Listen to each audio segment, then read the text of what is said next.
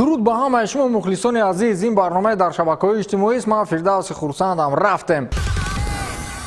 бошгоҳи Манчестер Юнайтед дар сомонааш аз гузариши дифоъгари тими футболи Лестер Сити ва мунтахаби Англия Гарри Магуайр ба таври расмӣ иттилоъ додааст. Девҳои сурх бо Гарри то соли 2025 қарордоди ҳамкорӣ ба имзо расонидан. Маблағи гузариши футболбози 26-сола ба дастаи наваш 80 миллион фунт ё худ бештар аз 87 миллион евроро ташкил медиҳад. тибқи маълумоти сомонаҳои варзишӣ, маоши Магуайр дар як сол аз 5 то 9 миллион евроро дар бар мегирад. ҳамин тавр Магуайр гаронарзиштарин дифоъгар дар ҷаҳони футбол гардид. қаблан рекорди мазкур ба ҳимоятгари Ливерпул Вирҷил ван Дек, ки ливерпулиҳо ин муҳофизатгари мунтахаби Ҳолландро аз Саутгемптон бо маблағи 80 миллион евро харидорӣ намуда буданд, маҳсуб мешуд. Манчестер Юнайтед ҳанӯз як сол қабл баъд аз оне ки Гарри Магуайр дар чемпионати ҷаҳон дар ҳайати мунтахаби Англия майдондорӣ кард, таваҷҷӯҳ зоҳир намуда буд ва билохира ин муҳофизатгарро ба даст овард. дар ин муддат Гарри метавонист ки бозингари Манчестер Сити, аммо УЕФА ба Манчестер Сити иҷозати харидории ӯро надоданд, зеро талаботи ба қавли фейрплейро вайрон мекард. Магуайр соли 2017 ба дастаи Лестер Сити гузариш намуда буд. Лестер ин муҳофизатгарро аз дастаи Халл Сити бо маблағи 12 миллион харидорӣ кард ва бинед ки дар 2 сол чӣ қадар маблағ ба даст овард.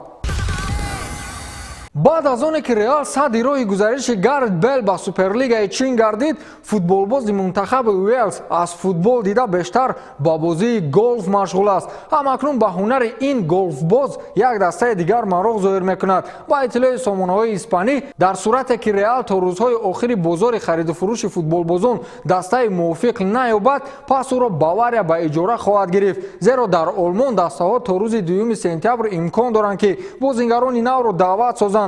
муҳлати шартномаи Бел бо Реал то соли 2022 пешбинӣ гардидааст, аммо бошгоҳи шоҳона мехоҳад ҳарчи барвақттар аз ӯ халос шавад. гузариши ӯ ба дастаи чинии Цзянсу Суни наздик буд, аммо ин тими футбол барои Бел 20 миллион ба Реал ва ба худи футболбоз бошад 22 миллион дар як сол ваъда дода буд, аммо Флорентино Перес ба ин маблағи ночиз бозингарашро нафурӯхт. Реал ба он хотир аз баҳри ин футболбозаш гузаштан мехоҳад ки ҳам маблағе ба даст биёрад ва ҳам ҷой барои футболбози Манчестер Юнайтед Пол Погбаро холӣ созад. баъд аз оне ки гузариши Бел ба Суперлигаи Чин барҳам хӯрд, Бел аз президенти бошгоҳи шоҳона ба қавле хафа шуда ба мусобиқаи Ауди Кап нарафт ва ҳангоме ки ҳамдастагонаш вохӯрӣ анҷом медоданд, ӯ ба голф машғул мешуд.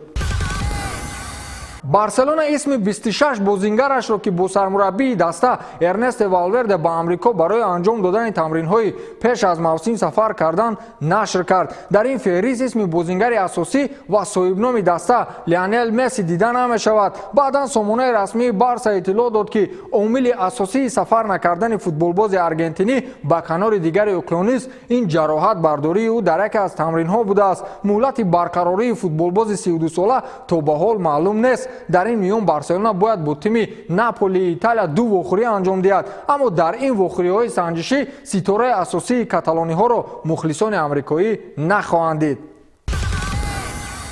Барселона ба собиқ капитан ва муҳофизатгараш Пуйол пешниҳоди вазифаи баландмақом дар сохтораш кардааст. ин бошгоҳи каталонӣ расман ба Пуйоли 41-сола вазифаи директори варзиширо пешниҳод намудааст. қаблан ин вазифаро Хосеп Сегура ишғол намуда буд, аммо аз ҷониби собиқ муҳофизатгари маъруфи Барселона ва мунтахаби Испания дар мавриди ин пешниҳод чизе гуфта нашудааст. Карлес Пуйол тамоми фаъолияти варзишиашро сар аз соли 1996 то соли 2014 дар Барса гузаронидааст ки дар ин муддат ӯ 6 маротиба қаҳрамони Испания, 3 маротибаи дигар ғолиби Лигаи Чемпионҳо шудааст. дар маҷмӯъ ин футболбози беҳамто бо пираҳани Барселона 21 ҷоиза ба даст овардааст. ӯ чемпиони ҷаҳон ва Аврупо дар ҳайати мунтахаби Испания маҳсуб мешавад. Карлес Пуйол як замон ноиби директори варзишии Барселона буд, аммо бо сабабҳои номаълум аз ин мақом даст кашид. акнун мегузарем ба мавзӯи UFC.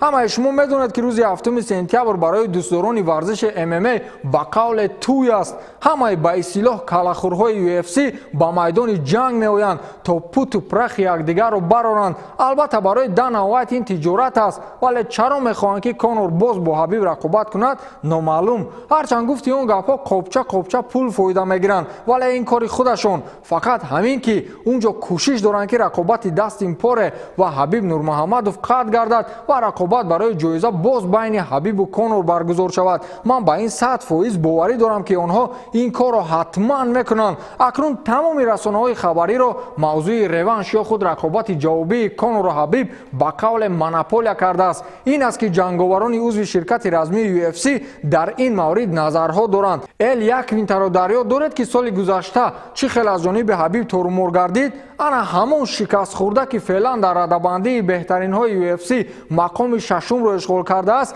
пурра ҷониби ҳабиб аст ва бар он назар аст ки ин навбат низ ҳабиб конорро мағлуб мекунад. ӯ дирӯз дар суҳбат ба рӯзноманигорон гуфт ки конор мағлубияти бадтаринашро тоқат карда гаштааст. ӯ бидуни шонс дар муқобили ҳабиб мағлуб шуд, ҳарчанд ними умри худро дар дунё барои тайёрӣ бахшида буд. ман як рӯз пеш аз рақобат фаҳмидам ки бо ҳабиб муҳорибат дорам ва ҳамон хелам то охир ба қавле задам. агар доварон намешуданд шояд рақобати мо то ҳоли ҳозир идома мекард. агар дар октагон соат намебуд шояд мо абадулдаҳр ҷанҷол доштем. ман то мурдан мезадам. конор ин корро намекунад, чун ӯ дар фикри дигар чиз аст. ӯ виски фурӯхта мегардад ва ин барои ӯ муҳим аст. ман фикр мекунам ки ба ӯ ҳаққи бозии ҷавобиро намедиҳанд, чун ин ҷо бачаҳои дигар ҳам ҳастанд ки мехоҳанд ба октагон баргарданд, бачаҳое ки қудрати ғолиб омаданро доранд. букмекерҳо дигар ба конор пул намехобонанд, чун дигар метарсанд. онҳо диданд ки конор мурдааст. доварон ӯро кашида аз чанголи ҳабиб берун оварданд. конор ба назар мисли латта буд.